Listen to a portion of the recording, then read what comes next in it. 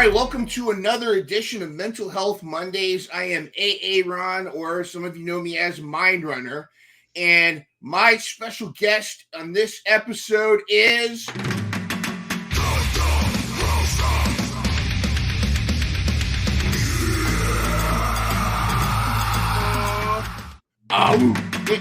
it's going again. Yeah, we can hear it again. I'm talking about Brent Ross, who is my brother from another mother.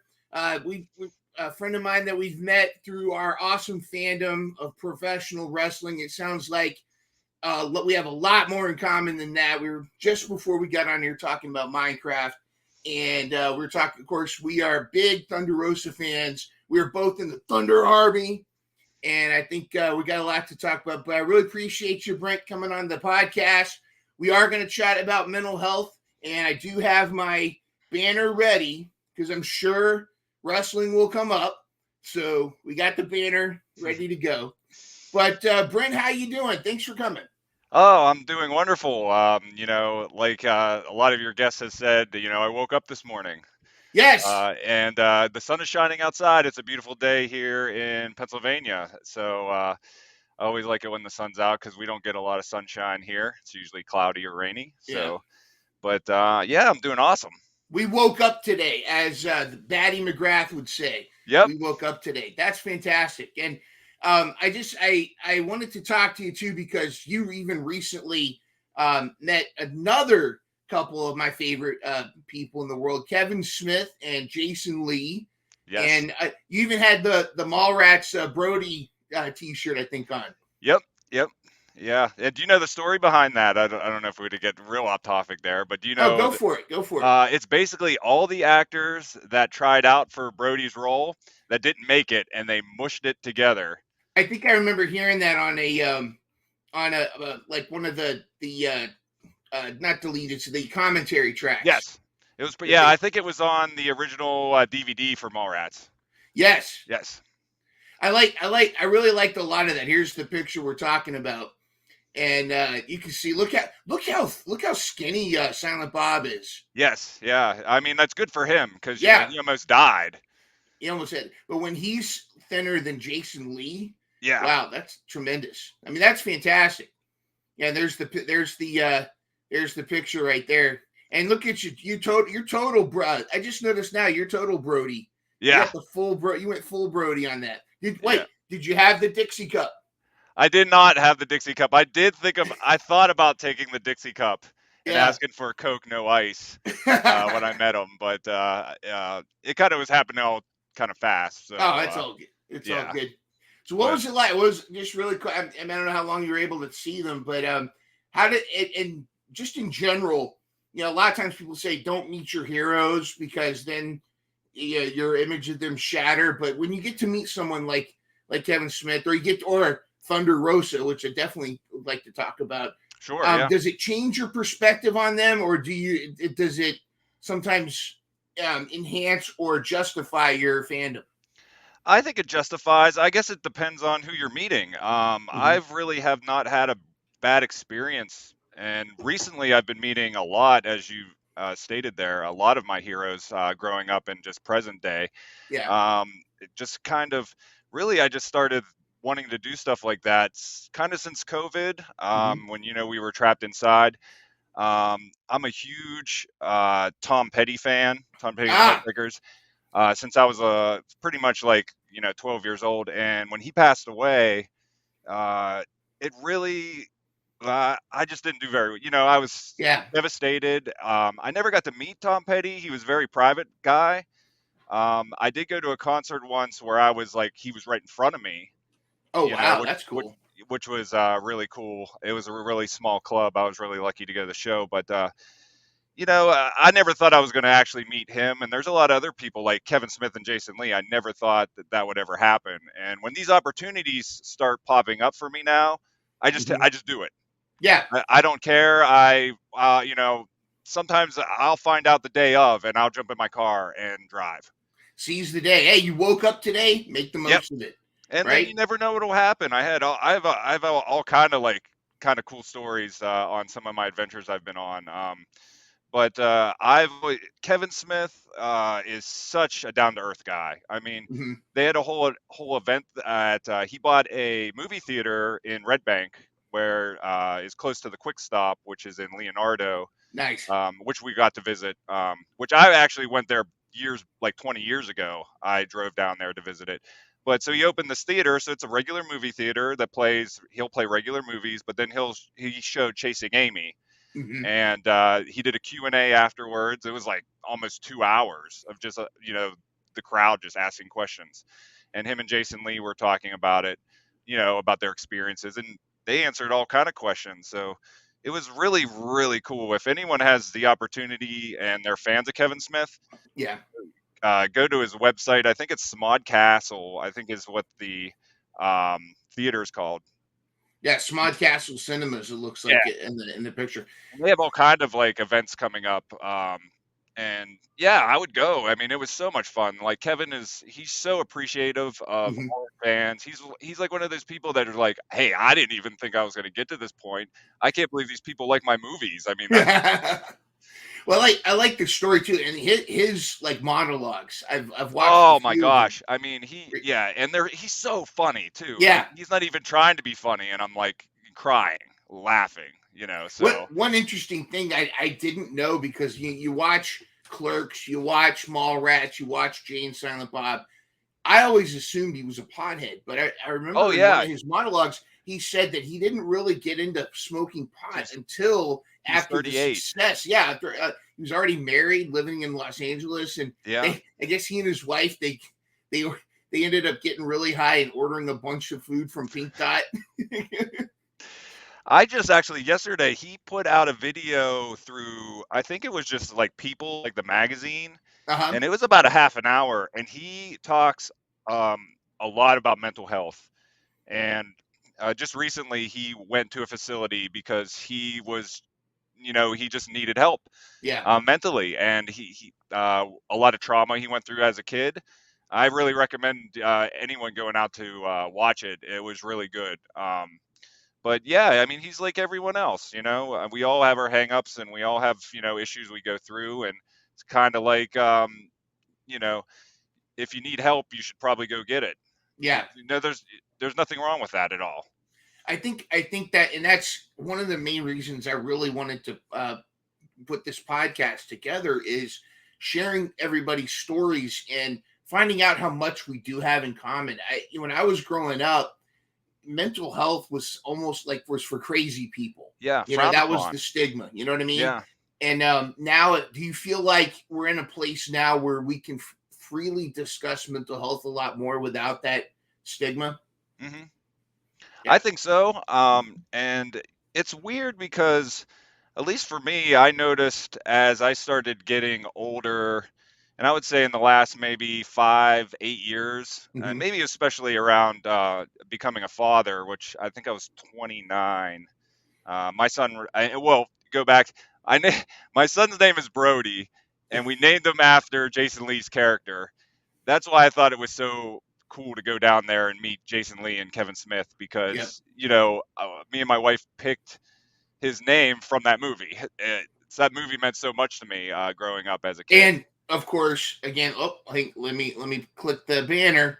But Brody Lee Yeah, is a derivative of Brody Jason Lee from Mallrats. I did not know that. Yeah, That's even cooler. And what else is really cool? My first AEW show I went to in Pittsburgh in 2001. Um, both Brody, my son, and we met Alan Angels and Preston Vance, who at the time, was was still 10. Yeah. yep, still 10 Dark Order. Those were the first two wrestlers that we met in AEW, and they were awesome. Yeah. And they were like, oh my gosh, your name's Brody. They're like, you're definitely in the Dark Order now. Yeah, that's kind of if your name is Brody, you kind of get a free pass into the Yeah. Dark Order. You get to skip a lot of the initiations. If your name is QT, I don't think you get very far, but yeah. No. But yeah, that's really cool, and that is really awesome. I guess I heard that Brody Lee got his name. John Huber got his name, the nickname Brody, because when he was really young and starting out in wrestling, I guess he looked a lot like Brody Lee or I could see like Jason Lee. Jason Lee, yeah. So they would call him Brody, and so he just started going by Brody Lee, and that became his indie name for a while. And then of course he goes to WWE and becomes Luke Harper. Yeah. But yeah, I think I really think that, and he just seemed like one of those people, and it's such a shame that he passed away. And we both share the birthday, December 16th, and Oh wow, that's it's awesome. very cool. But he was one of my favorite people, and it's just such a shame when a good person like that. It's a true testament when someone passes away and nobody says anything bad about you. Nobody could say anything bad about that guy. And man, was he a great worker in the ring. Like Yes. I mean, seeing him wrestle, he just stood out. And I'm like, Mm-hmm. you know, I was just always so amazed about the stuff he could do for being such a big man and like Mm-hmm. so fluent. He was so fun to watch. You Yeah. know, And definitely. such a family man too. Like I hear, like he would, soon as his matches were over, he was in the car driving home so he could cook his kids breakfast. I know, I heard that you know, he wouldn't even you know, go out afterwards. He would drive hours just to go, just so that his kids, you know, when they were waking up in the morning, they could see their dad. That's awesome. That's huge. How Uh, has having a kid? How did that change your life? Like, because a lot of folks they say like having a kid, it puts you in a different perspective. Uh, yeah, I mean, what I like, especially when he was little, when he was Mm-hmm. first born. I mean, we only have one kid, Brody, and you know, you just don't know what you're doing, like really, as a when you're, you know, Yeah, you're there's just no kind instruction booklet, right? yeah, even like you know, we had a good support system with our families, Mm-hmm. and you know, but like you're experiencing it, and you know, both my wife and I were, you know, going through different feelings, and you know, I didn't know what she needed, and she Yeah. thought maybe I should have known, like read her mind, like, Mm-hmm. and you know, I remember just you know feeling very anxious, almost like panic attacks, Like, oh, and what do I do? yeah, and you know, I remember one time I just went to her. I'm like, hey, look, you know, we're on the same team here. I don't know what you need or what you're thinking or, you know, what you want me to do, but just tell me and I'll do Mm-hmm. it. You know, and once we got past that point where Yeah. she realized that, like, I don't, you know, I'm not a mind reader and, like, I don't know what I'm, you know, but as soon as she's like, you know, I need you to do this, I need this done, you know, I can't handle this, you know, I need you to take him, I need a break, you know, stuff like that. And like, I think we started like meshing really well and like becoming like a unit, you Yeah. know, and I think maybe a lot of people don't realize that, you know, as you know, they always say, you know, men are from Venus or girls, what is it? Mars and men are from Mars, women The are from Venus. Yeah. yeah, like, you know, I think that, and I think realistically, we're all wired different. You Mm-hmm. know, we're not all, you know, we don't process the same information or we read things differently from other people. And I think people assume that you should know what you're doing. And if you're not told, how do you know? You know, Exactly. Well, so it's all about the communication. Yeah. communication, you know? Exactly. That's so important in a good relationship. Yeah, I mean, and I think a lot of people it are afraid to I mean, I know I am sometimes just afraid you don't know how people are gonna react to mhm. things you're gonna say or how you feel, and you think you might, but, you know, I think it's, being honest and truthful on how you really feel, you know, I think that really helps, and I think a lot of people, you know, relationships in any form, if you're not really telling people how you're feeling, you know, it's just gonna bottle up inside, and people are gonna Yeah, explode over time, you know? exactly. You got to be honest. You got to be honest with yourself too. I think Sure. that's huge, and I think that's tough for a lot of people. I know that that's even tough. That's tough for me even now in my wise gray age. But back when I was like a kid, I thought I knew everything, and it's like and then the world kicks you in the teeth, and you start to go, oh, this is different.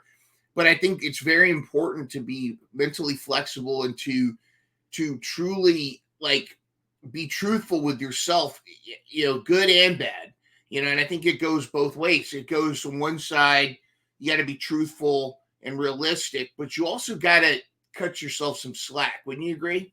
Oh, yeah, definitely. You can be really, you know, your biggest critic, as you know, a Hmm. lot of people say, and sometimes just beating yourself up over stuff that doesn't really matter, you Yeah. know? So yeah, definitely, I totally agree with that.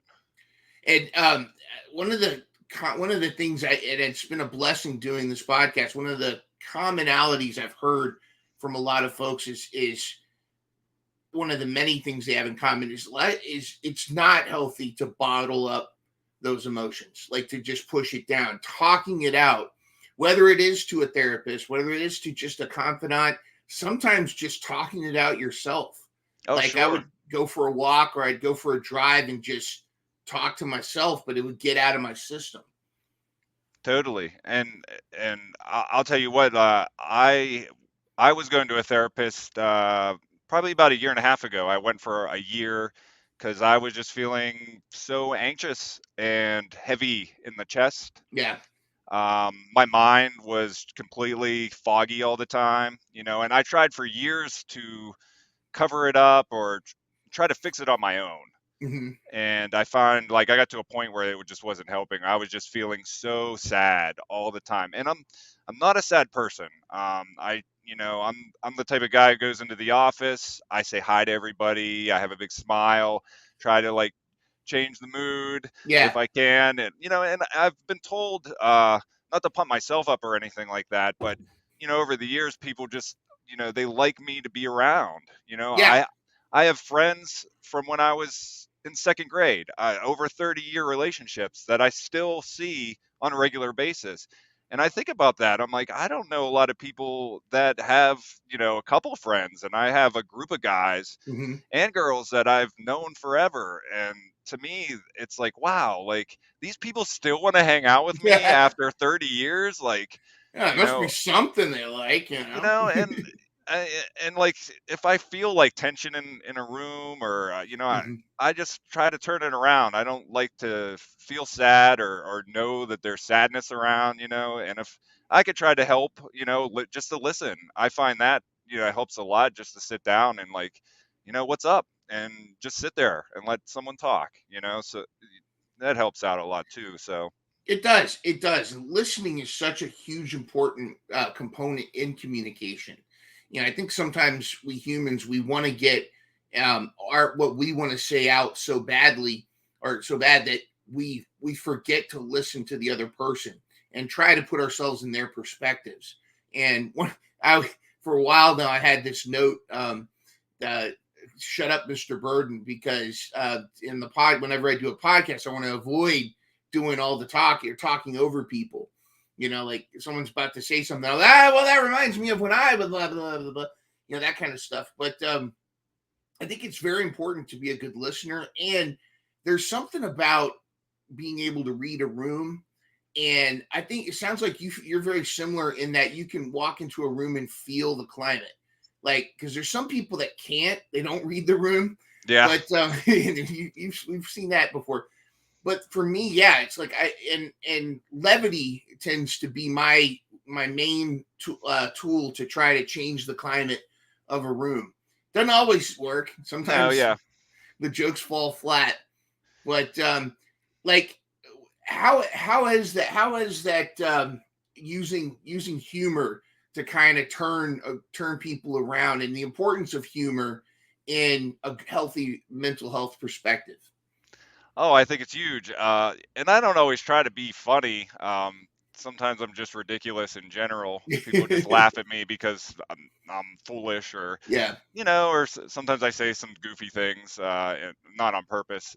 But I love laughing, and I think everyone kind of does. But and that's one reason why I always enjoyed Kevin Smith, his humor. Hmm. I just really got it. I love quirky humor, like stuff that maybe not a lot of people might not think is funny. I'm trying to think of something that might be off the wall that I like that's funny. I can't really think of anything right Well, now. some dark humor is actually I find funny, and I've even found like in a workplace, like sometimes when you're in a very stressful workplace, sometimes gallows humor can be very healthy too. That Sure. that kind of like, boy, we're really screwed, aren't we? Kind of thing, Yeah. that kind of It kind dark of, humor, like almost not quite Monty Python, but I guess yeah. kind of that there's something about camaraderie in a foxhole kind of thing. Hmm. And some of my closest friends became friends because we were putting up with so much bullcrap in a job or at in a Yeah. situation, and it's just that shared experience. It's like we cut blood, we bled together, and now here we are. But yeah, and I really appreciate the comments that you've been leaving on the podcast, and it's really something that I wanted to do, and I think that humans need to hear that we the similarities that we have, and that and hearing somebody else's story you might pick up one or two little things. I've learned so much. Like I've learned from Kitty Fantastic. I learned so much about ADHD that I didn't know, and my confusion with that. And there's a lot that I've learned just doing this podcast.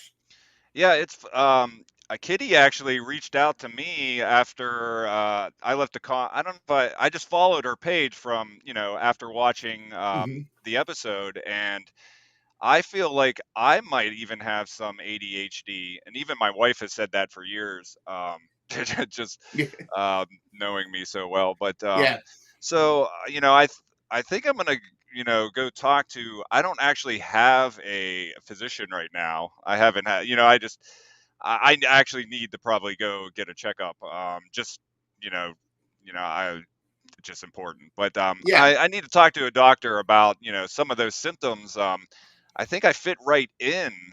I'm like my mind races all the time. Hmm. I'm thinking constantly. I always have to be doing something. I fidget a lot. I'm always moving. Um, so it was very, very enlightening to hear her and some of her struggles, because I feel like I've gone through some of those and still do. So I found that very helpful. Yeah. I think I think it's interesting too that so much now is being diagnosed, but back not even 100 years ago, Oh yeah, people were just thinking, oh, back was it a little over 100 years ago? They were doing lobotomies, and they had yeah, Bellevue, and what was it, that movie with Leo DiCaprio, the Shutter Island. It's like now we're able to communicate, talk about, and really get to what drives these things. As an educator, when I was in the classroom, it a lot of times, like, I would assume the kids that were bouncing in their chair, like, oh, that kid's got ADHD. But what I didn't realize, in talking with Kitty, is some of the kids that would just sit there with a book like this, that's ADHD, because they're that hyper focus. yeah. And we had a student that we would literally have to, like, tap her on the shoulder to tell her we're leaving for lunch, because we would be literally lining up and getting ready to walk out the door, and she's still reading the book at her desk because everything around her is just shut off. Hmm. And it's really interesting, learning about. Well, I think the biggest thing is kind of erasing the stigma that talking about mental health and mental challenges, it really is like physical health too. I mean, it's something to be taught, like where physical health, if you break your leg, you can't just go to the doctor and expect it to be the doctor to fix it. You can walk out. You're going to have to heal. So when you have mental trauma, or you have something happen, where you have a mental disorder or something, it's not going to just fix itself. And I think sometimes it's not a mental disorder. It's just like neurodivergent, if you will. And do you kind of see that with folks, that sometimes it's not so much an illness as it's just thinking differently. I think, yeah, and I think, like you said, trying to fix it yourself. Like I told you, I was trying to do that, without, I didn't really want to take any kind of medication. Yeah. I wanted to, because I've known people that have, and that's not always a bad thing. I'm very susceptible to, just like prescription drugs. I don't always feel right on them, and I have family members that are on some, and it kind of gets out of control. Yeah. And they're kind of just like not themselves, and I don't want that either. But like, like you said, like talking to somebody like a therapist or anybody that Mhm. might listen and hear, you know, listen to their perspective of the situation and how you're feeling could totally, change the way and I know that helped me just approaching the situation a different way and how to think about it a different way, can really free your mind and Mhm. really, help you get through whatever you're going through. Talking it out is so important, and it's sad because some people don't have that person they can talk to, or they can't afford to go see a therapist. There are things online that they can go to, and plus there's always been that stigma. I remember when I was working at my previous job before I got into education, and they offered this free 5 session consultation. Like, you could go see a psychologist for 5 sessions for free, Mhm. and it was to basically balance. It was like a mental health push that they were doing, and I was really in a bad place. I felt like, and I was really stressed out, and I remember finally saying, I got to go talk to somebody. And I remember going to talk to this guy, and as I'm going up the stairs, I'm passing by an AA meeting that's going on in this foyer. I go up and I'm walking in. I'm in the waiting room, and there's people there really struggling. And I go talk to this guy, and as I'm talking to him, I felt like I had that imposter syndrome. Like, why is my what I'm going through is nothing compared to what this guy's probably heard. Mhm. To the point where he was probably just sitting there going, "Oh man, this guy just whatever." But I hesitate to belittle that, because I don't want people to think like, I don't want people to be shy about reaching out for help, because I do think it's relative. Sure. You may not be going through what this person's going through, but you don't need to compare yourself to that person. Just compare yourself to where you were yesterday.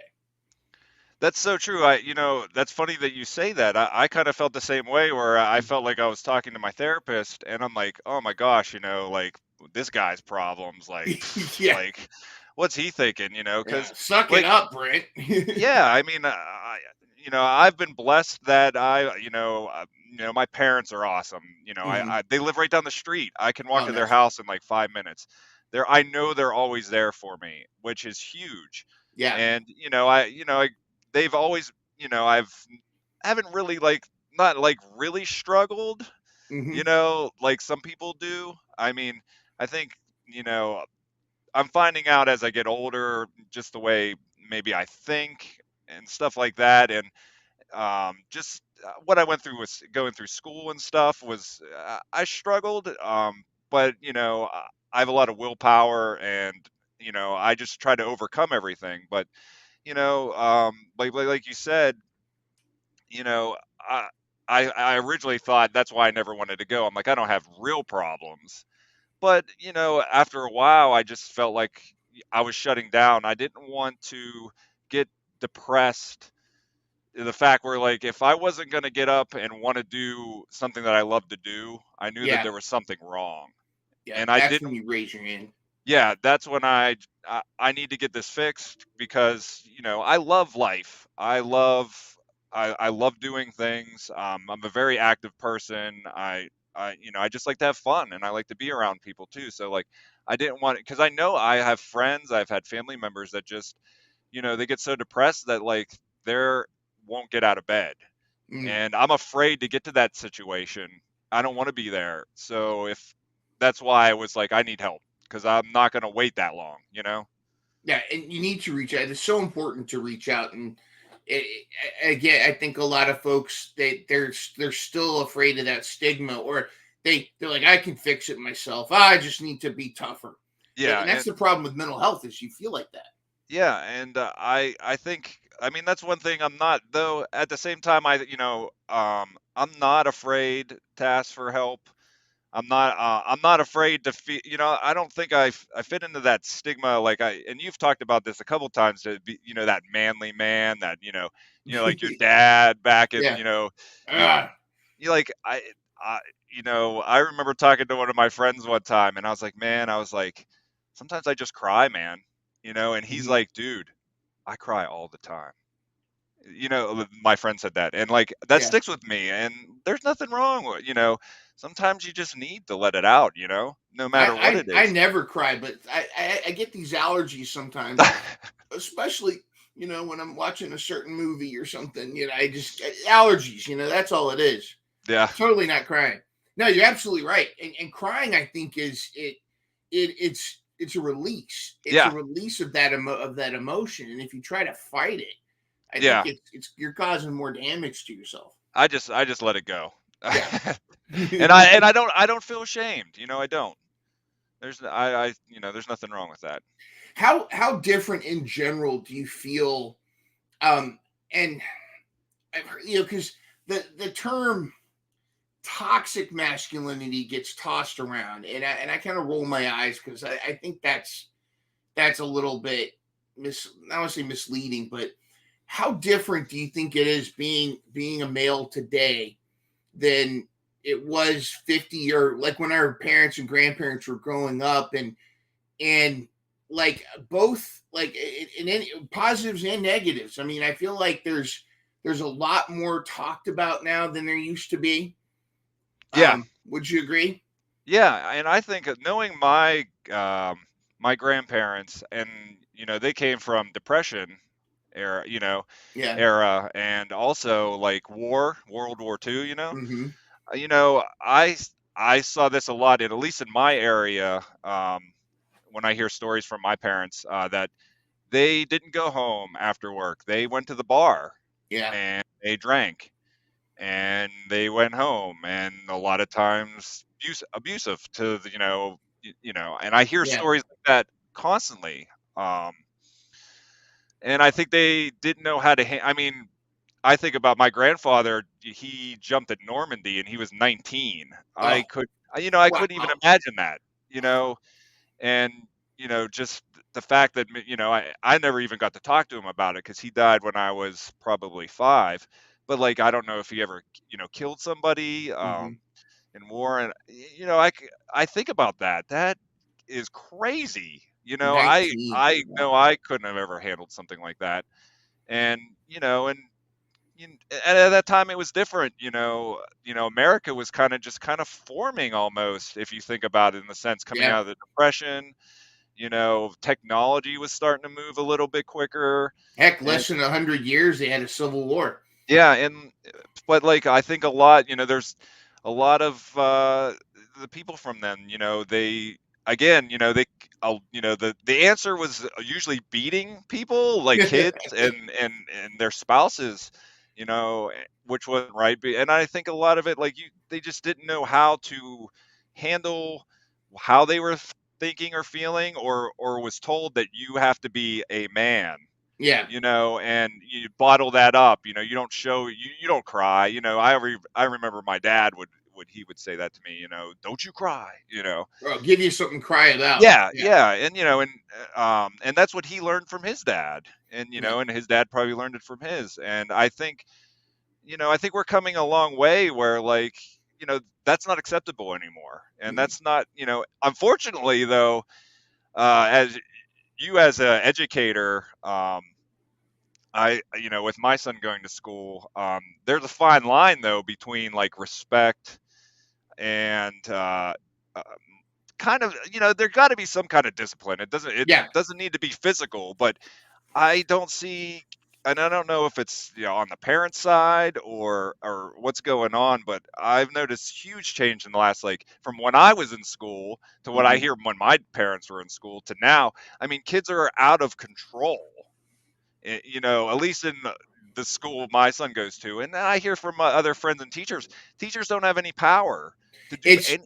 it's disgusting how it's become. I mean, and check out my educators podcast on the Mr. Burden YouTube channel. I I'll and I description could below. I could see probably why you, and I don't know for sure, but Mhm. why you might have left. Because It had a lot to do with it. It had a lot um, to do with it. I know, like, my son will be like, we didn't do anything in class because kids were just running around the room, Hmm. and like he's a sixth grader, and like, kids throwing things at teachers, mouthing off, and not, I mean, just swearing at teachers. Like, I never saw that when I was growing up at school. I always felt I I wasn't I was scared to get in trouble.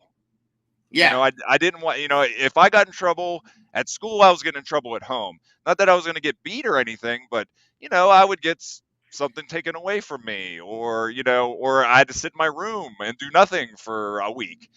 I didn't want to do that. But I don't think either they're not getting punished for bad behavior. I don't know, but I Well, mean, from that's my another part. perspective, there's a lot of factors, and some of it's the parenting.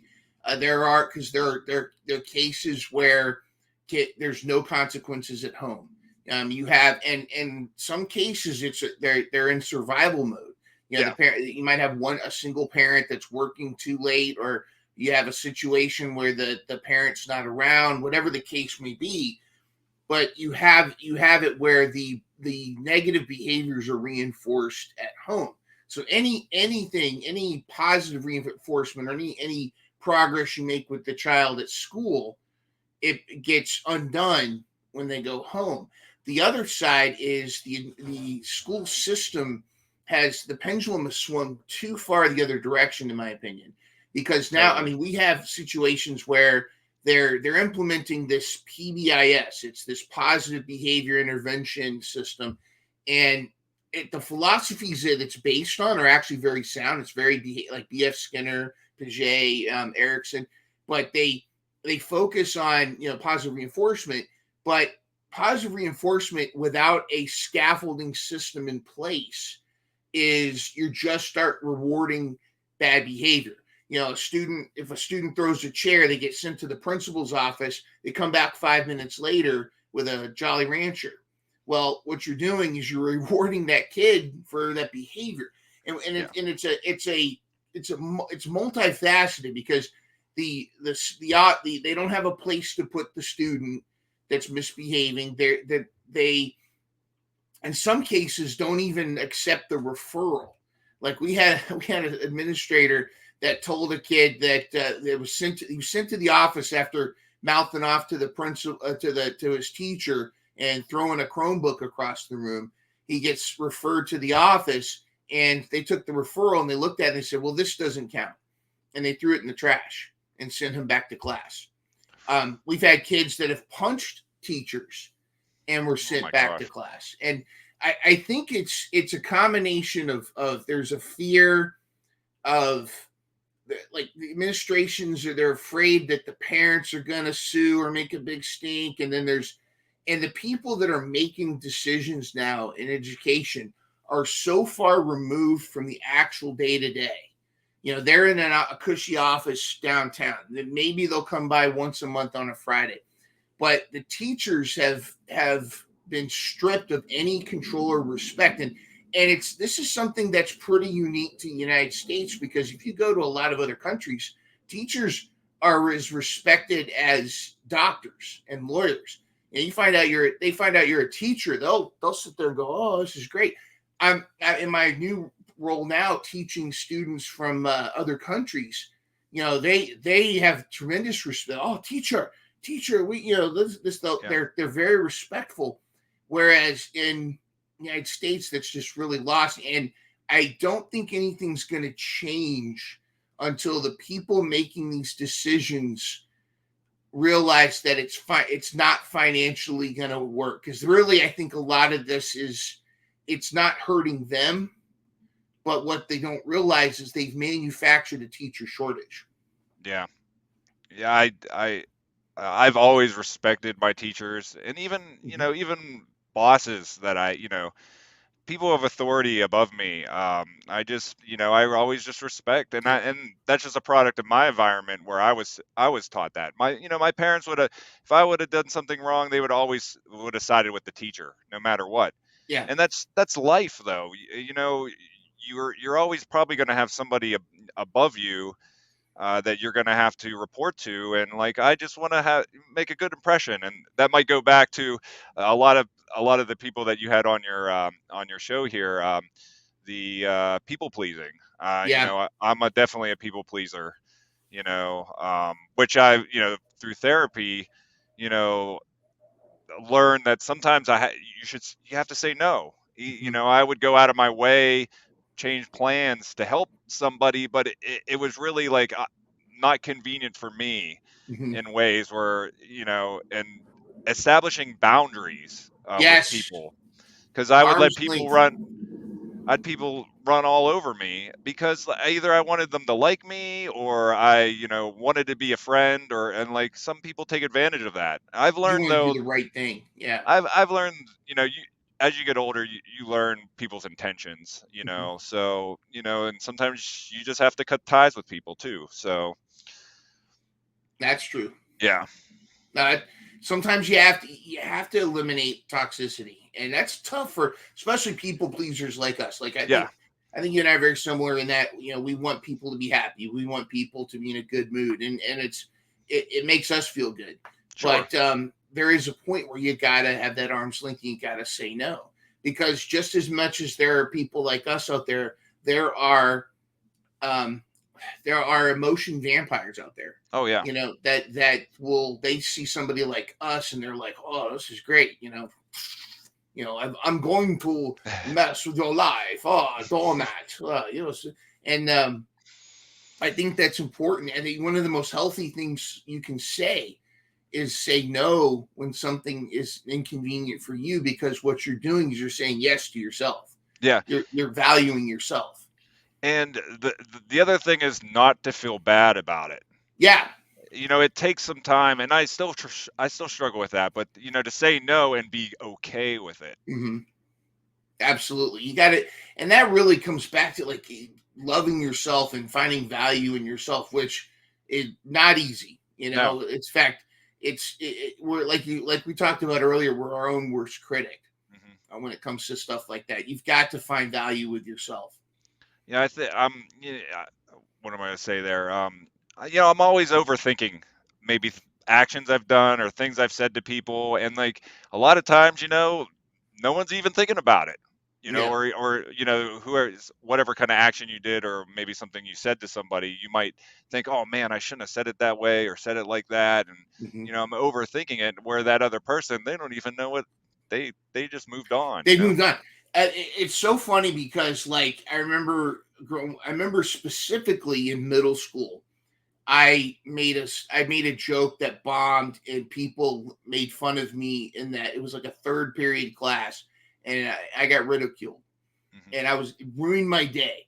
I came home, I was crying, I was in tears, I was just like everybody hates me, and then my dad explained. He said, "Let me ask you a question. All those kids that laughed at you, are they thinking about you right now?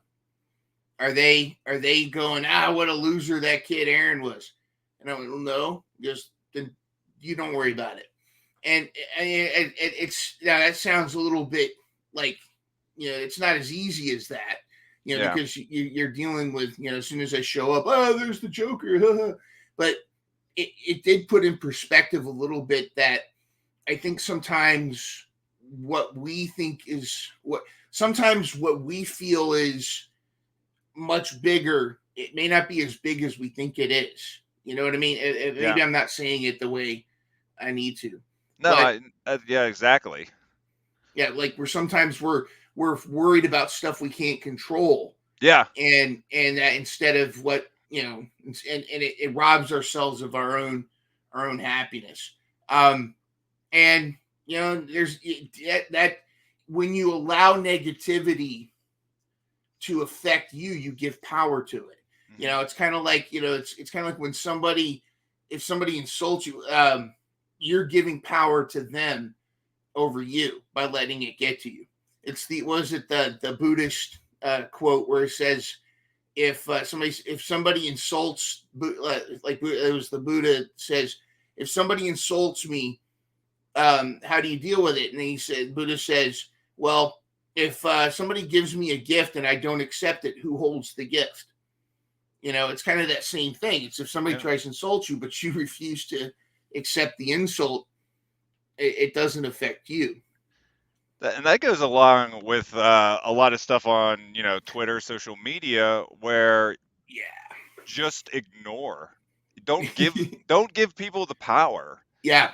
So, and it's hard, Hmm. to do. I try really hard to just focus on things I like and to be positive and talk to people that you know, similar, like wrestling, Yeah.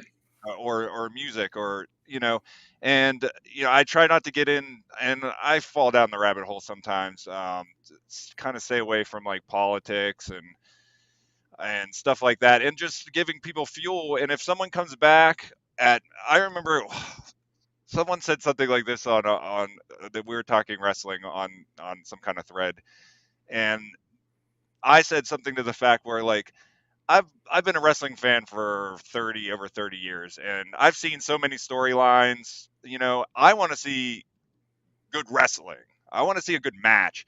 I mean, I like storylines in wrestling, that's fine, but like I don't care if they're throwing two guys that that don't have anything to do with each other and they're wrestling and it's a good match. That doesn't bother me. I love the art of wrestling and Yeah. watching a match.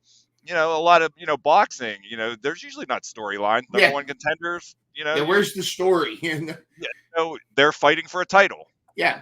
so that's how that's kind of how I look at wrestling in general. But so I made a comment just like, hey, I just want to see a good match. That's why I like AEW. Tony Khan will throw on a match. It doesn't make any sense. But hey, it's awesome. It was a great, Yeah. a dream match, or just, just so. Oh, And the guy came back and said something like, "Oh, you just want to see two sweaty dudes like wrestle it out." And I'm like, and then when I came back, I wasn't gonna say anything. I'm like, well, I also like to see some women wrestle too. yeah. Exactly. See, 'Cause I'm a see. big, I'm a Hey, big, mixed gender. Let's. I, I love some women wrestling as well, a lot. Mhm. So like that was my comeback, and then I didn't say anything after that. But with anything on Mhm. those lines, if like you said, you just give them the ammunition. Just walk away. Just don't say anything. Yeah, because they get off on causing the controversy, That's what they getting want. the Yeah, attention. That's what they want, and yeah, it's sad because like Twitter specifically, but a lot of social media, they're like that kid in the classroom that gets the negative attention. yeah. They're the one throwing the desk, and everybody pays attention to them. They're not paying attention to the countless other good folks. But that's why the mute button. I don't even block people. I just mute. Oh You yeah, know, I mute and usually I'm pretty good. Occasionally somebody will chime in with some comment, and sometimes I'm like, all right, let me comment, let me reply to this jerkwad, let me get him. But most of the time I just kind of move past it. But it is because there's that feeling when somebody says something messed up, you want to defend yourself, and I think that is that fight or flight, and I think it's probably innate in us yeah. to do that. But it really that kind of stuff really enforces tribalism, where Hmm. you see like you're on one side or you're the other, and like you have to be. It's like Republican or Democrat, or Jets fan or Patriots fan, or Thunder Rosa fan or Britt Baker fan. You I know know, you're both. yes, I am, and I know it confuses some people, but I It's I, I am, and because I think it's possible to be a fan of both, even though they don't get along. yeah. It to me. It's a tricky. Yeah. Like it's funny because like I'm from Pittsburgh, so No. you would think I'd be a Brit fan, but Yeah. uh, I'm not at all. Well, no, it's Well, like my wife is a Chicago fan, but we're yeah. here in Virginia Beach, so I mean, I think she's a great performer, and she did, and very respectable. To be a dentist and also wrestle. Those are that's it's not something easy to do. I don't know if uh, I don't the whole situation, especially what they're playing out with on the All Access. yeah. Um, I really think that there's a mutual dislike for like both parties. Hmm. They've come out and said that. So I guess I don't want to really dive deep into that, but just I think that's how it is. I think it might go deeper than that. Maybe not. I don't Yeah. know. You know what I mean? It's hard to say, but I'm always going to be a Thunder fan, no matter what. And so yeah, Well, same here. And yeah, to clarify my stance, because I don't yeah, want it to sound like I'm oblivious to what's going on. I just, even before the All Access show, there were things that Britt would say or do oh yeah, that I kind of was like, it's a little unprofessional. And then there was stuff with Thunder Rosa that like that whole mess with Marina Shafir, and people were accusing Thunder of sandbagging. And I'm yeah. like, I've watched Marina Shafir matches before. I'm not 100% sure Thunder was the problem there. And Did I'm not trying to make fun of Marina no. Shafir. I'm just calling it as it is. Sometimes it just doesn't work out. I mean, Yeah. you know what I mean? And Chemistry. it's like any sport. There's Hmm. mistakes that get made. And I mean, did you see the match between Britt Baker and Anna Jay that was on a house show? Yeah. Like, Britt Baker coming out and like saying, Thunder was, that match. I saw that and I'm like, what was going on there? Yeah. And Not too many people were talking about that though. well, again, that gets to the what the hot topic is, and I think that there was a sense of dogpiling Thunder when Yeah, that whole thing happened, and I I don't. Again, you and I, we don't know, yeah, and the only people that truly know are Thunder and Britt, and even they have their own perspective. There's three sides to every yep. story. There's Britt's side, there's Thunder's side, and then the truth is probably somewhere. Could be closer to Thunder, could be closer to Britt, could be anywhere. But my only sense is speculation, because again, if gun to head, if I had to choose a side, I'm Thunder Army. If Yeah. I had to choose a side, but I like, there's things I like about Britt Baker's role as a character, as well as like what she's trying to. I think both ladies want the women's division to succeed, but Yeah. I think there's some miscommunication, and it does sound like their communication is a problem in the locker room in general there. Mm. So I'm wondering if this is something that maybe festered longer than it should have, and before somebody should have stepped in and say, "Hey, let's clear the air." Because, and a true testament to how good a person Thunder Rose is if you noticed, not long after the Marina Shafir sandbag incident, she and Marina hashed it out, and With the there's a bread. picture of the two of them literally breaking bread with each Yeah. other. Yeah. So and that's the kind of stuff that gets ignored. It's like, they squashed it. Yeah. And I don't know who reached out to who, but it doesn't matter. They reached out. They hashed it out, and they're good. I wouldn't be surprised if if part of the reason Thunder is taking a break is to remove herself from that toxicity. Yeah. I really, and then I think, I've always known that, she's actually really hurt, Yeah. Oh, yeah. Absolutely. yeah, I think, so, I think if she could get in the ring, tomorrow she would. Hmm. But I think it's, yeah, I've had lower back and even neck problems, herniated discs, and it takes a long time to heal, you You know. could you could see. I want to say it was the match before her title match with Britt, not the one where she won in San Antonio, but the one at the pay per view. She Mhm. did a tag team match, Yeah. and I could tell something's wrong.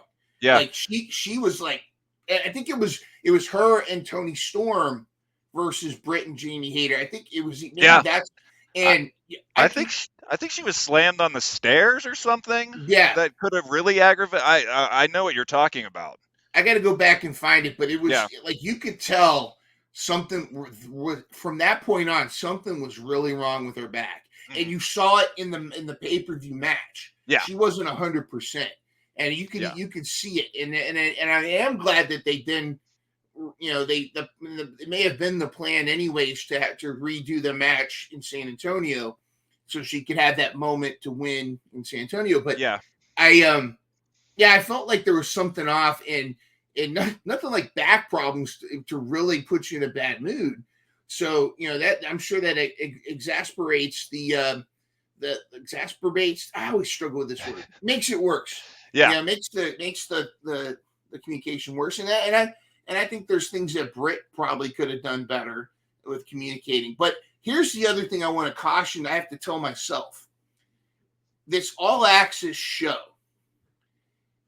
it's a reality show. And my experience with reality shows is there may be a nugget of truth, but they're going to play it up for the drama. And just like with Britt, and just like the latest one they had with Ruby and Ty with the nose thing, how much of this is drama for the sake of making it a compelling show? And do you think that they may be exaggerating a little bit of this?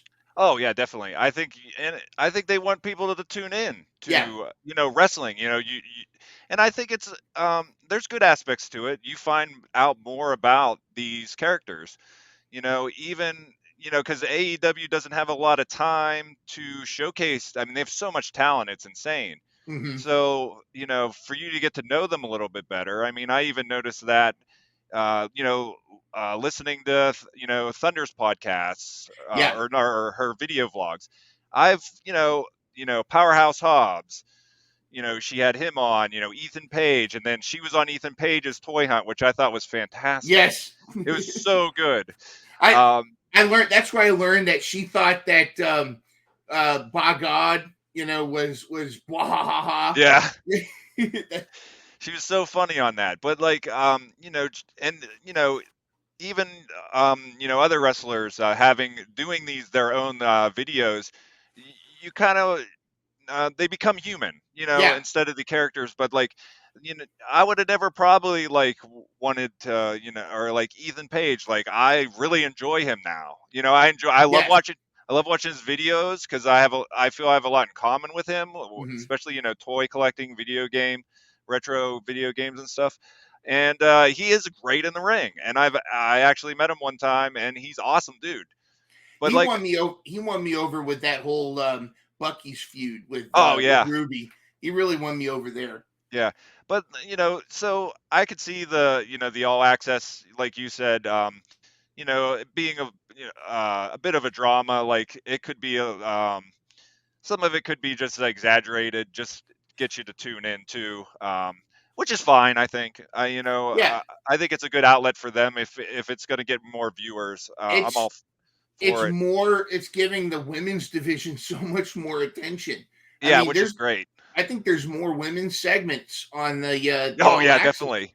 And which is interesting, which is great because it's like okay, now imagine watching the next several episodes as they continue to do this Britt and Thunder thing, and then have at Double or Nothing, let's say it's Britt, Jamie Hayter, and a surprise third member taking on the Outcast, and that third member is Thunder Rosa.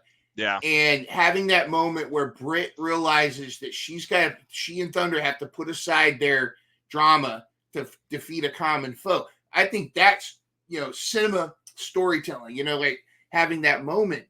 Yeah. And I do think both of them would be professional. Oh, I think I even hearing both sides, especially Busted Open, because Thunder's on there Fridays, and then Britt was on there not too long ago. I think they're both professional enough to know that this is what people want to see. I mean, think about their matches; they were amazing. Both, both of their matches were great, and that they had, and the drama. You want to see them fight.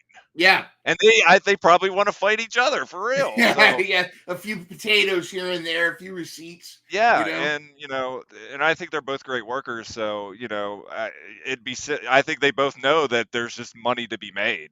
Yeah, and unfortunately, with that, I always think of Brett and Sean.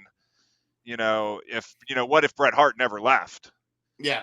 And what they could have done, and I think they could have probably I don't know. That was also a different time, and things were a little bit, you got old Vincent K running things, pal. But yeah, you're right. But I think that there's a lot more to the story, and there's probably a misunderstanding, but it's convenient for a lot of haters to just dogpile. Yeah. And that goes back to tribalism in general. And I think this is something that's really hard for us to avoid is when you get invested in an opinion. It's kind of like when we teach students about scientific investigations, you develop your hypothesis. But if as you conduct the investigation and you get your data and the data shows that your hypothesis is incorrect, then you should be able to change. You aren't wrong, Yeah. even if your hypothesis is. But I think what happens is if you get emotionally invested in your opinion, or your opinion becomes your identity, then you are extremely reluctant to change that opinion, because that's saying that you are wrong. Have you seen that? Oh, that's everywhere. Oh, I mean, you like pinpointed it, and I Yeah. think I think it's a major problem that's going on in almost all aspects, not just with wrestling. I mean, politics, religion. It seems like it anymore, like you liking Thunder Rosa and Britt Baker, or someone liking WWE and AEW. Like, Yeah.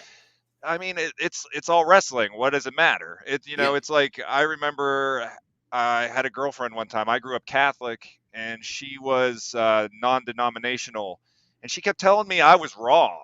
Yeah. She was like fighting me on, my beliefs that I grew up on, and I was like, we worship the same God. Yeah. Like, we're just trying to be good people. Like, It's the dogma that's different. yeah, and to me that's semantics there. You know what I mean? Mm-hmm. And even I have so many friends and family members politically that I do not agree with, and I'm kind of like the oddball out, Mm-hmm. especially where I live. It's kind of hard in the way people act anymore.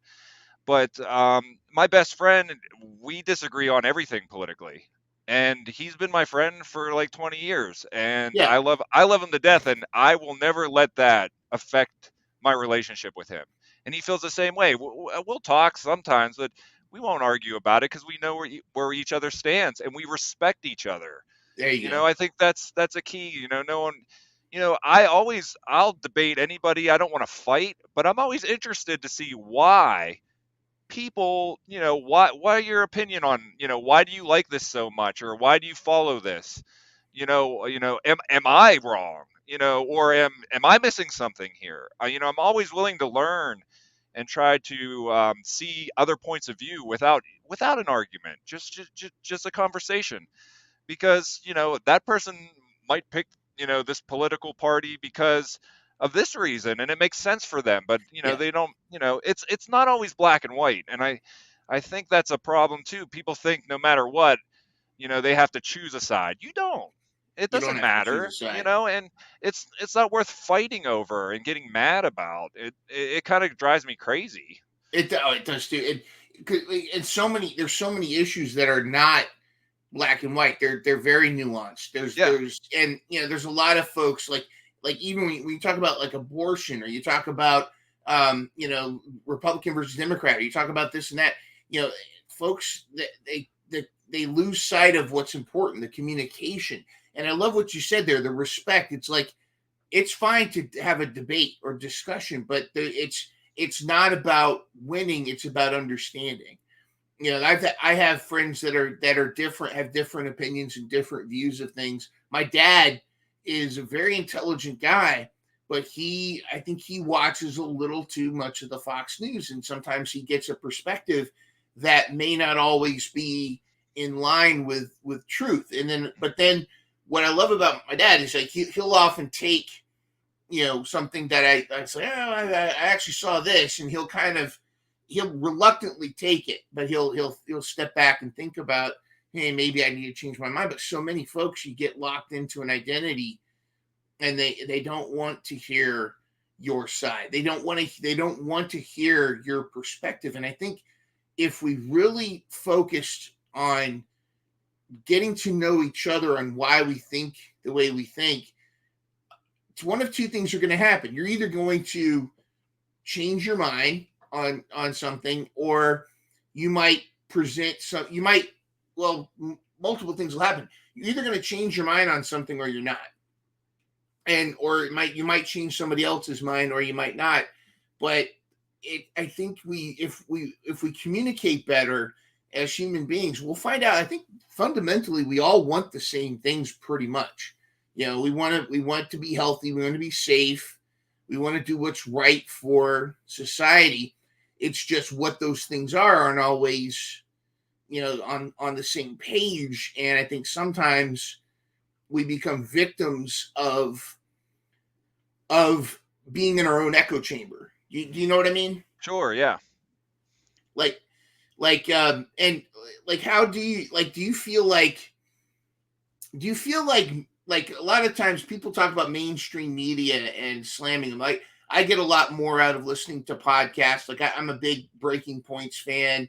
I don't always agree with them, but that's the Crystal and Sagar show. I like listening to them. Sometimes I'll side with Sagar on something, sometimes but what I like is that they have that respect. They don't always agree with each other, but they'll have that respect, and they move on. Like, they might even have a disagreement, but then they'll move on to the next segment and they're joking with each other again, as if they weren't upset.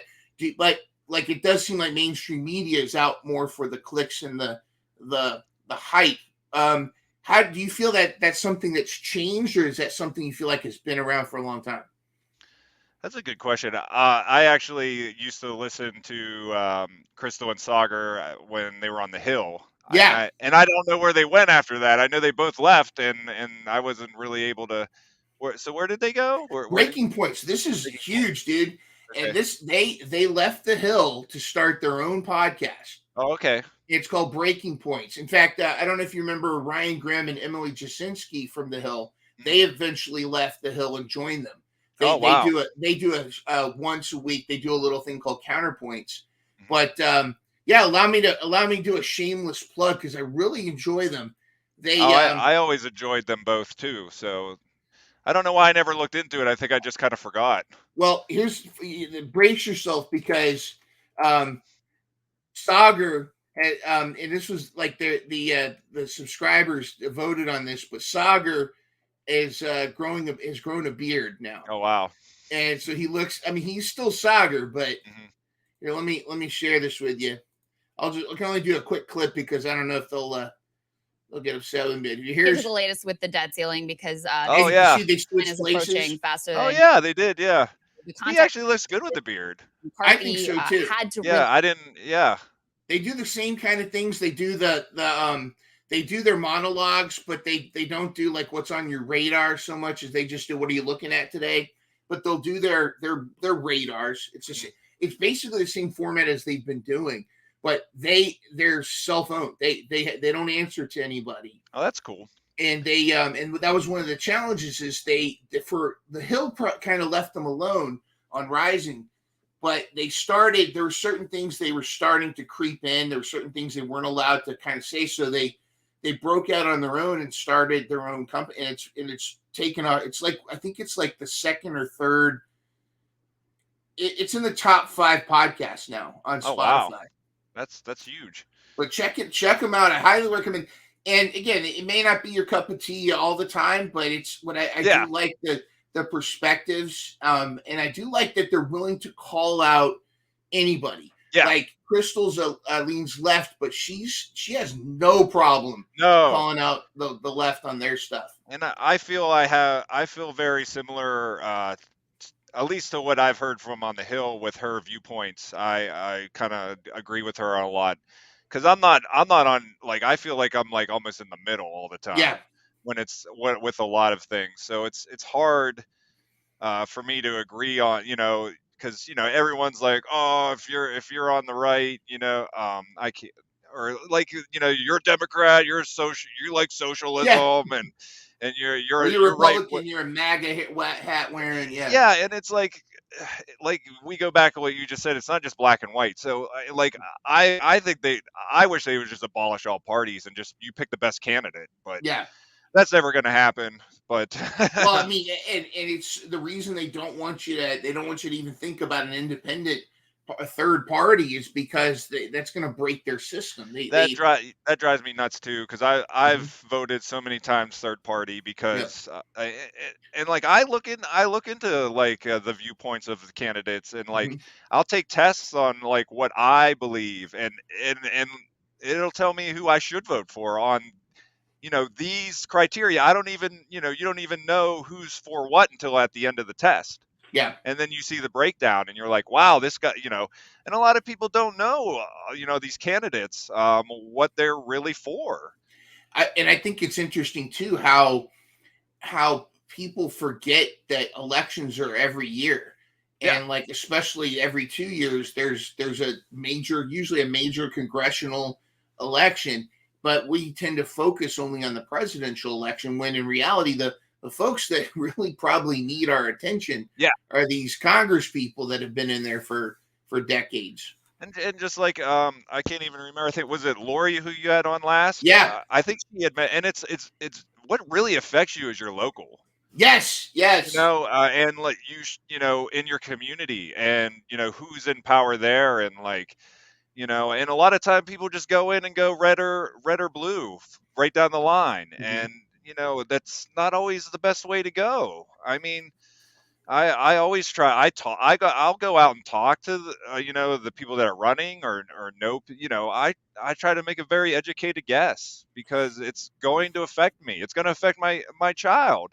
going to school. School board's huge. We're Mm. both, me and my wife. Well, she's more active than I am, but she goes to the board meetings, and she, because they're trying to ban books, and she's on the teachers love her. They'll email her and be like, Stacy, we need you at this board meeting, because she'll That's go in awesome. and just tell them like it is, and it's kind of ridiculous what's some of the stuff's going on. It makes me really sad. Yeah, and you can see how politics, even on the local level, can get corrupted. Yeah, It's our city of Virginia Beach Public Schools, the school board superintendent, we just need to clean house. It's really bad, and we have that partisan. There's like three that lean right, but they go extreme right, and the rest lean extreme. There's one lady on the school board that she votes. She's much more like us, where she'll depends on the issue. But it's really interesting how the partisan politics gets in play. But what you touched on really is fantastic too, about the who do you think is going to impact your life more, choosing Biden or Trump, or deciding on who's going to be the sheriff of your local town. Yeah. That to me, it's the sheriff election is probably much more important because that's going to affect you. And I think that's really in general is I think we've got to check ourselves and make sure that we really put our energy and focus on the things we can control, or the things that impact us the most, and not worry so much about the stuff that really isn't going to impact us. I don't know if that's it just seems to be kind of a trend that I know I have to fight, because I'll sit there and go, I can't believe blah blah blah. But Oh yeah, and like lately, I just try not to. I don't really watch the news. mm, I haven't for years. I've been told that what's wrong with America because I'm not watching what? what's going on. Well, But it just like, I just want to be happy, and I yeah. start watching it, and I'm just really kind of sad. And so, my uh, my I wife just, my wife says I don't have time for this shit. yeah, Yeah. I'd rather look at the wall and like think about something than than and a lot of the news nowadays, and you're finding out that like, they're really, at least like what I'm hearing of what they're cracking down, especially with Fox News, them just, and it goes back to what you were saying about clicks and views. Yep. They're reporting on things that aren't even true, or they're reporting on things and it's just someone else's opinion. Hmm. You're just basically, they have 24 hours of news, and it's just, let's bring in this analyst and see what he has to say. Who is that guy? I don't know who Yeah. he is. What he thinks that this person's going to go to jail, or like this bill's going to get passed because of this. But like that, I want facts. I just, that's all I want. I want someone's opinion on it, and then it starts swaying it the one or the other way. Just give me the facts. Let us Yeah, let us decide. I mean, Yeah. local news I think is a little bit more, straight up, where it's just like, hey, this is what's going on in my town, and that's Mhm. it. You know, but I tend not to even watch that because it's just like a bunch of shootings all the time, and What do it. you what do you think is causing that? Because there seems to be a rise in shootings, and like yeah, because you get and the thing that bothers me, going back to the partisan thing, is when there's a mass shooting, everybody one side's going to start crying about mental health, the other side's going to cry about guns, but the people crying about mental health really aren't doing anything to provide mental health, like financially, if not availability. And then the folks that are crying about gun control, they're also they tend to be not really pushing anything to do anything about it. They just want to talk about it. Yeah, I mean, that's it's almost the same lines with the abortion. Mm-hmm. It's just so gray. It's to me it like so hard to even like think about how do you go even about tackling it. Because it's hard to the people that are a lot of times that are doing it. The, they're not even showing signs. At least that's what you hear about. If oh, he was such a nice kid. I Yeah, didn't. I never thought that. That and who knows if that's even true. You're just whatever you're hearing about, or a lot of people are always shocked. So how do you find out? Prevent. If you're seeing something going on, or you suspect something, like it's so hard to pinpoint that. And with the gun control, I always think, if somebody's planning on doing it, I mean, they're gonna try to find a way to get that gun no matter yeah, what. Um, so you did I, make a good point. if they want to do it, it's and that's a problem I think being but like your dad might have a gun under the bed, or your uncle, or like your friend, or it's so hard for me to even like wrap my head around the whole situation where a lot of people are just like, oh yeah, we're just going to ban all guns, or or how do you even tackle, like you said, with the mental health, which is important, but how do you even find out, Yeah.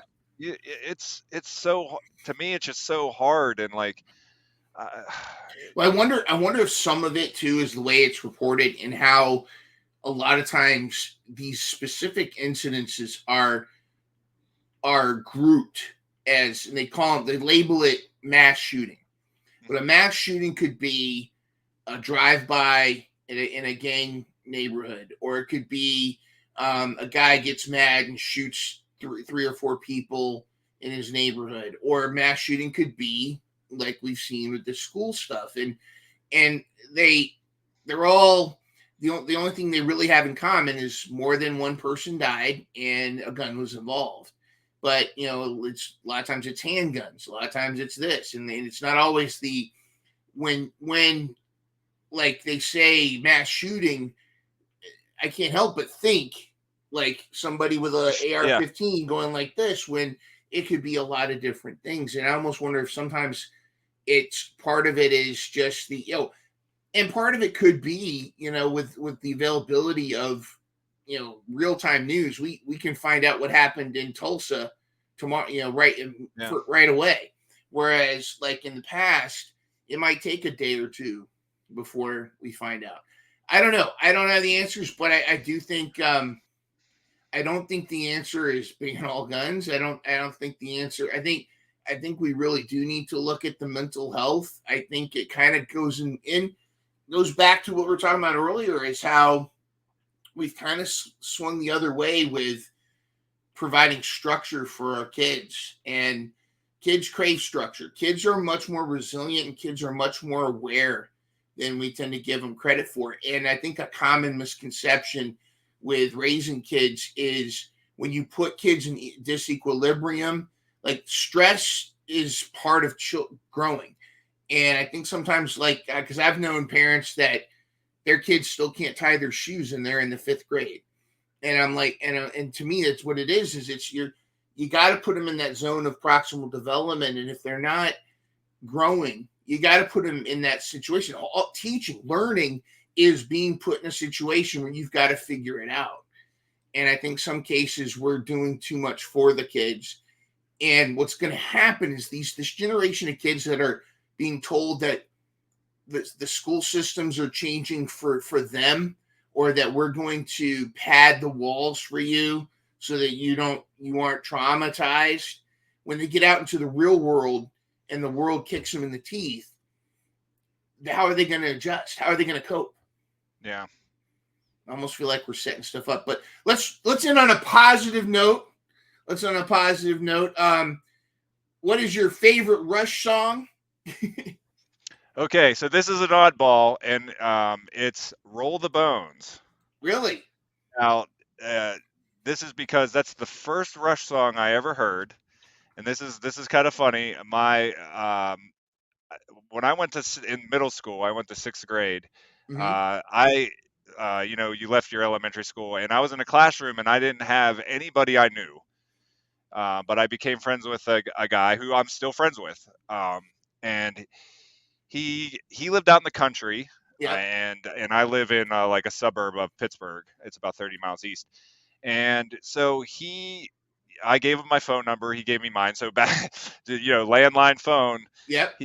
He calls me on the phone, and we're talking, and he's like, he was really into music, and I just started getting into like listening to music. And he's like, "Do you ever hear the band Rush?" And I immediately thought of the Debbie Gibson song Rush, Rush. Yeah. And I'm like, that's what I thought he meant. I'm like, that's kind of weird. And he's like, no, the rock band Rush. And I'm like, no. He's like, well, listen. He took the phone and he played the song Roll the Bones on the phone. Just had the phone right up to the speaker, and I sat there listening to the whole song. And then I was like, wow, that song's awesome. And then he played a couple other songs for me, and so just I'm like that with like nostalgic. When I hear something for the first time, so that became my favorite Rush song, and it will always be my favorite because of that. I remember that vividly, which is I have a very good memory when it comes to things that I love, that events in my life. I can recall them very well. So yeah, Roll the Bones. I love that album. I mean, I pretty much love all the Rush albums. I can pretty much find a good song, but I would say, yeah, because of that situation, Roll the Bones is that song. In the albums, I actually have that album signed by all 3 members. Oh, very cool. Very awesome. Cool. Oh, hang on to that. Well, and what's cool? What is cool is I was on a Rush forum, and I found out that if you sent them something in the mail to the arena they were at, if they got it there while they were there, they would sign it and send it back to you. That's so cool. So I took a chance. I sent my Roll the Bones CD cover, and they sent it back, all 3 of them. And now, with Neil passed away, it's really special. That's so cool. Yeah. Have you ever seen the movie I Love You, Man? Oh, of course. That's such you got some playing the bass. Slapping the bass. Yeah. It's really cool how like music, certain songs like bring you back to different like times in your life. Like, same thing with like a certain smell might remind you of something. Yeah. It's like songs like I just recently we finished the series Beef. I don't know if you've seen that on Netflix. I've seen. I haven't watched it, so I'm thinking that it's worth watching. It is. We really enjoyed it. It's not everybody's cup of tea, but one of the things I really liked about it is the showrunner's use of late 90s, early 2000s music. Awesome. And like there's Smashing Pumpkins, Tori Amos. There's one of the first songs. I don't know if you remember Hoobastank. Oh yeah. But like, I mean, and again, it's not like these are like this is nothing like like Limelight or it's nothing like the Necromancer, but the which Necromancer that I remember listening to the whole like pretending imagining this whole like Hobbit, Lord of the Rings kind of thing in my head. But with this show Rush, this show Beef. They use a lot of those songs, and it reminds me of that time in my life. I just got out of college. I'm this young whippersnapper, and just all this. It really takes me back to a much more youthful and youthfully ignorant time in my life when I thought I knew everything and I was about to find out differently. That's awesome. Yeah, I'm gonna have to definitely check it out. Yeah, I think you'll enjoy it. Well, Brent, this has been fantastic, dude. We almost clocked in an hour 30, dude. Yeah, dude, I'm a talker, man. There's so much more that a lot of the times I met Thunder Rosa. Yep. I kind of wanted to get into that, but Well, yeah. This is definitely a part one. I definitely want you to come back. And I'm now toying with the with starting up a wrestling podcast. So because as you know, this is not a wrestling podcast. This is a mental health podcast. But too many people I've met through professional wrestling fandom and professional wrestlers that I'm looking forward to possibly the beginning of May starting up a wrestling podcast, and I'd love to have you pop on and we could talk about meeting Thunder Rosa. And I might be similar to you. I don't really have a lot of friends that like wrestling, so that's basically how I got even started like really on the Twitter community. I started meeting people like you. And there's probably about 5 to 10 people now that like on a regular basis I hit up because of our love for Thunder Rosa and just wrestling in general. Yeah. So yeah, man, I would jump on that podcast anytime, man. I love talking wrestling. I'll definitely keep you posted, and I'd love to have you on, especially if I start the pilot episode. But and I'd like to have you back on mental health because I want to talk more about that and definitely talk about how fandom kind of motivates you. Sure, but, I'll be more than happy anytime. Any final pleasure, wisdom, more than a fortune cookie for our listeners about mental health and growing as a person. Oh, it's just try to be yourself. I find for me to find something that you love. Be passionate about something. Don't be afraid to fail.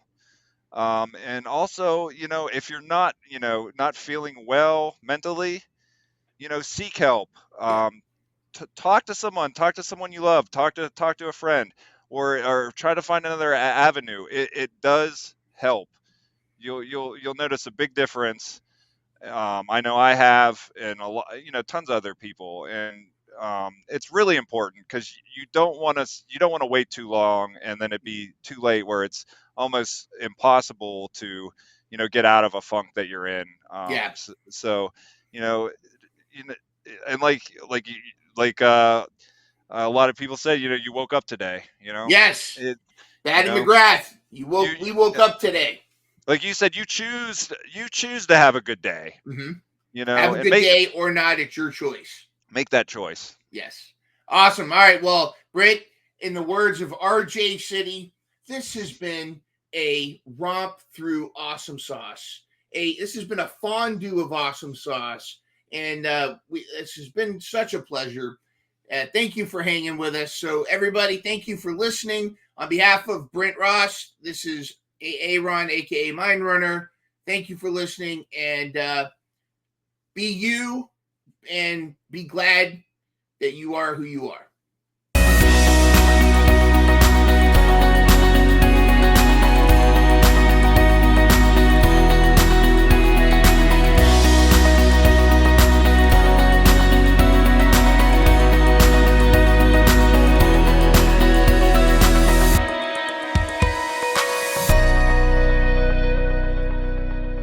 Catch new episodes of Mental Health Mondays every Monday morning at 7 a.m. Start your week off with a smile and some inspiration.